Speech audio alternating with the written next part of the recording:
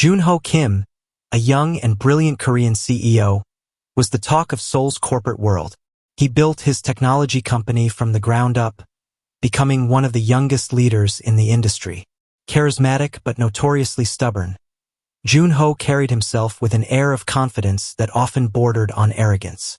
At one press dinner years ago, in the middle of casual conversation with journalists, he had said lightly but firmly, "I can never marry a black woman. Our worlds are too different." The statement followed him like a shadow. Though he wasn't a cruel man, it was a reflection of the narrow lens through which he saw love and culture at that time. Years later, his company expanded globally, hiring talent from Africa, Europe, and America. One morning, HR introduced a new employee, Helen, a young Kenyan woman with striking confidence, rich brown skin that seemed to glow under the office lights, and an unshakable aura of grace. She wasn't just beautiful. She was brilliant, with a sharp mind for business strategy. From her very first presentation, Helen commanded the room. She spoke with clarity, weaving ideas that connected Korean innovation with African markets, revealing opportunities no one had thought about. The board was stunned, and even Junho found himself clapping harder than usual. At first, he told himself it was just admiration for her work. But something about Helen unsettled him. The way she smiled sincerely at everyone, the warmth she carried into cold corporate spaces, the quiet strength in her eyes. Junho's pride didn't allow him to accept his growing fascination. He remained distant, often testing Helen with the toughest assignments. "Let's see if she can keep up," he would think. Yet each time, Helen exceeded his expectations, showing resilience and creativity that made his senior managers rethink their own methods. But what truly shook him wasn't her competence. It was her humanity. One evening, after a grueling meeting, Junho noticed Helen staying behind to help a junior staff member who had messed up the numbers. Instead of scolding, she guided him patiently, even staying past midnight to make sure the young man didn't lose confidence. Watching unseen from his glass office, Junho felt something shift inside. Their relationship took an unexpected turn during a business trip to Nairobi. Helen served as cultural liaison, introducing the Korean executives to Kenyan partners. Junho, who had always believed African markets were too unpredictable, found himself humbled as Helen translated not just language but culture, making deals possible through her deep understanding of people. One evening, as the team sat around a bonfire hosted by local partners, Junho watched Helen laughing freely, her voice blending with the music of the drums. It was then that the words he once spoke, "I can never marry a black woman," echoed in his mind. For the first time, he felt ashamed of them. Back in Seoul, Junho grew quieter. The walls of arrogance began to crumble. He found excuses to see Helen, sometimes under the guise of work, sometimes just to hear her perspective on life. Helen, on her part, was cautious. She knew about his old statement. It had once been quoted in an online article. When she finally confronted him, her voice was steady. "Mr. Kim, I know what you said years ago. Do you really believe that?" Junho was silent for a long time. Then, with a rare softness, he admitted, "I believed it, until I met you." Their connection grew quietly at first, through long conversations, moments of shared laughter, and late-night brainstorming that blurred into something more personal. Junho found himself protecting Helen from subtle prejudices within the company, standing by her in meetings, and even challenging his own board to embrace diversity. For Helen, it wasn't his wealth or position that moved her, but his willingness to change, to confront his own pride and learn what love truly meant. Months later, at a company gala, Junho took the stage to announce a new global expansion project. But before stepping down, he surprised everyone with words no one expected. "Years ago, I said something ignorant, that I could never marry a black woman. Today, I want to correct myself. Because of Helen, I've learned that love and brilliance know no color, no boundary." The room erupted in applause, and Helen, blushing, overwhelmed, looked at him with tears in her eyes. Soon after, they began a relationship that grew stronger with time. It wasn't always easy. Cultural clashes, public opinion, and family skepticism tested them, but their love endured. In the end, Jun-ho, the man who once drew a line between himself and love, found himself crossing oceans and cultures for Helen, the woman who redefined his world. After the gala night, the air inside the company shifted. Whispers flowed like hidden rivers. Some employees admired Helen for changing the heart of the mighty CEO. Others muttered jealousy and skepticism. Jun-ho, once untouchable in the eyes of his staff, was now the subject of gossip. Helen felt the stares the most, some curious, some sharp with judgment. Yet she carried herself with the same grace, refusing to let whispers define her. One evening, in his office, she confronted him again. "Do you know what they say about us?" she asked, her voice calm but weighted. Jun-ho leaned back, his jaw tightening. "I know, and I don't care." "But I do," Helen whispered. "Not because I doubt us, but because I don't want to become a burden to your reputation." Jun-ho walked around his desk and stood before her. "Helen," he said firmly, "my reputation is built on steel and pride, but my heart, that belongs to you now. If it costs me, so be it." The real storm came when Jun-ho's parents found out. His mother, a woman of tradition and high society, invited him for dinner. When he arrived, she wasted no time. "Is it true?" she asked coldly. "This Kenyan woman? You've forgotten your roots."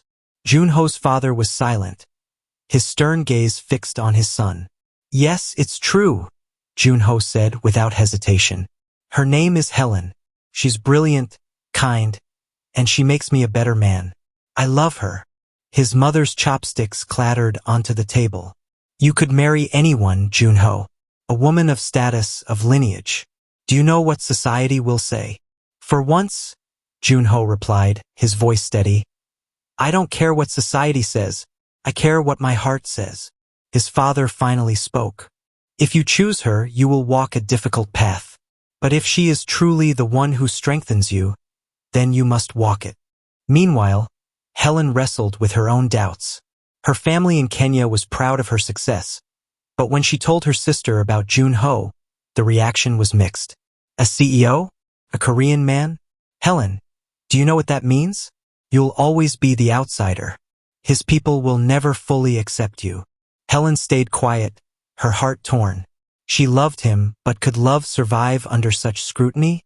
Late at night, she sat by her apartment window, looking at the Seoul skyline. Her phone buzzed. A message from Jun-ho. "Meet me tomorrow. I have something to show you." The next night, Jun-ho brought her to the rooftop of the company's skyscraper. The city lights glowed like stars beneath them.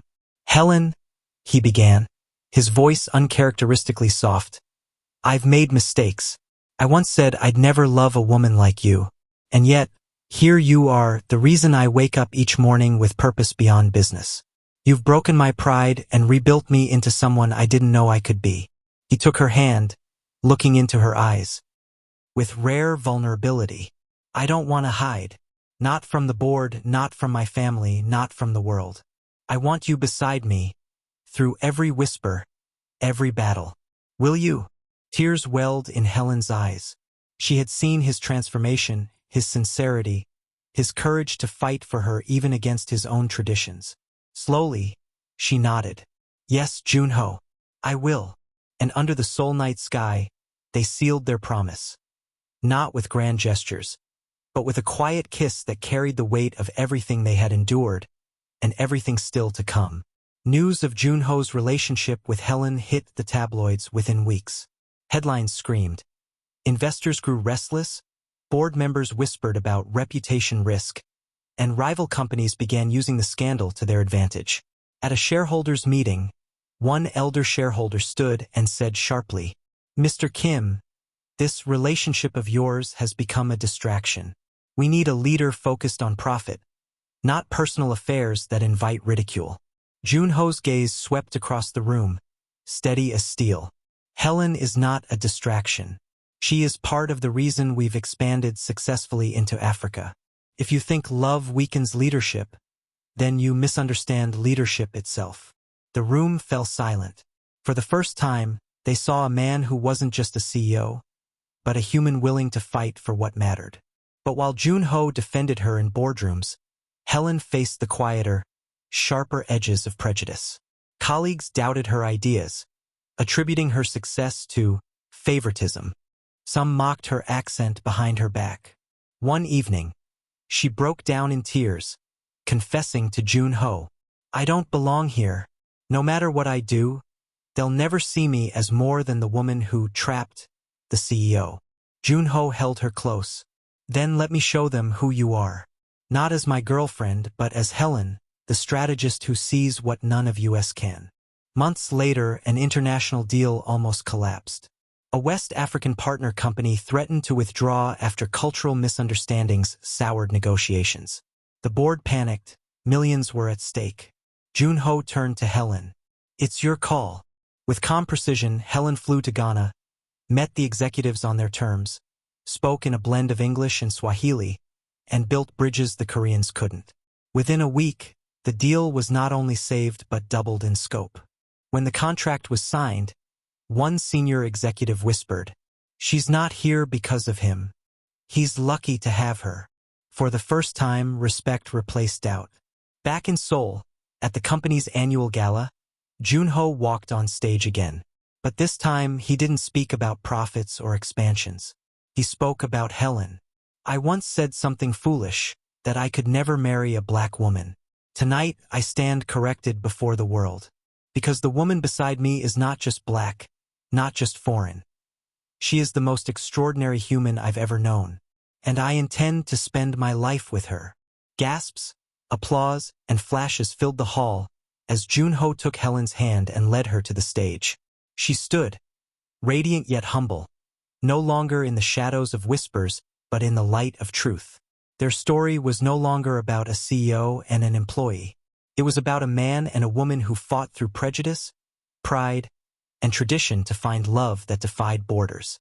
After the gala, the world knew where Jun-ho stood. But love declared in public still had to face private battles.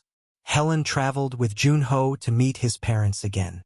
His mother's face was like stone, her disapproval etched into every line. "I will not stop you," she said coldly. "But I will not bless this union either." Helen bowed respectfully, her voice steady though her heart ached. "Amma, I don't ask for your blessing today, only for time, to show you I love your son not for what he owns, but for who he is." Meanwhile in Kenya, Helen's family was torn. Her sister was still cautious, but her mother, a wise woman with eyes full of warmth, said, "If he respects you, then he respects us. Bring him here, and let me see this man who stole my daughter's heart." When Jun-ho visited Kenya, the contrast was staggering. From Seoul's neon skyline to the red soil of Kisumu, he felt worlds apart. Yet Helen seemed alive in a way he had never seen. Laughing with children in her village, walking barefoot in the fields, teaching him simple Swahili phrases. One evening, sitting by a fire, Helen's mother studied him quietly before saying, "You carry pride like armor, son. But I see how you look at my daughter. You are willing to lay that armor down for her. If you can keep that heart, then you are welcome in this family." Jun-ho bowed deeply, moved beyond words. Their wedding was unlike any Seoul society had seen. The ceremony blended traditions, Korean hanbok and Kenyan kaitenj fabrics, ancestral blessings alongside modern vows. At the reception, Helen danced to African drums while Jun-ho, awkward at first, joined her, laughter breaking through his usual stiffness. Guests cheered as two cultures collided not in conflict, but in joy. Even Jun-ho's mother, sitting stiffly at the start, found herself smiling when Helen approached her, bowed, and placed a flower garland around her neck. Slowly, the ice began to melt. Marriage didn't erase the challenges. There were nights when Jun-ho returned from the office drained by criticism, or days when Helen struggled to adapt to expectations in Korean society. Yet through each trial, they leaned on each other. They created small rituals of love, cooking together on Sundays, watching Kenyan films with Korean subtitles, and writing letters to each other whenever words felt too heavy to say aloud. In time, they became symbols not just of love but of possibility, an example that differences could be bridges, not barriers. Years later, At a conference on global leadership, Junho stood on stage with Helen at his side. His hair was now streaked with gray, but his voice carried the same fire. Once I believed love had boundaries, but because of this woman, I learned that love is the greatest leader of all. It leads us across oceans, cultures, and fears, and it always wins. In the front row sat their two children, eyes bright, skin kissed with both heritage and hope. As the applause thundered, Helen leaned close and whispered, "See, you didn't just marry a black woman. You married your destiny." And Junho smiled, knowing she was right. Their love story became not just theirs, but a beacon, proof that when the heart dares to cross lines the world draws, it finds something greater than anyone imagined. Years passed and the world changed around them. Junho and Helen had weathered storms of prejudice, corporate battles, and family resistance. What began as whispers of doubt grew into a story of respect, one that touched many hearts across continents. Their marriage blossomed into a partnership of equals.